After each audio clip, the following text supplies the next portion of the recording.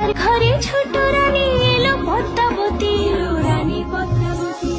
রাজার আরো 6টি রানীর ছিল না সন্তান, পদ্মাবতীর কোলালোতে মিলল সমাধান। বছর যেতে জন্ম নিল 7 ছেলে 1 মেয়ে, হয় খুশির আকাশ হঠাৎ কালো মেঘে গেল ছেয়ে।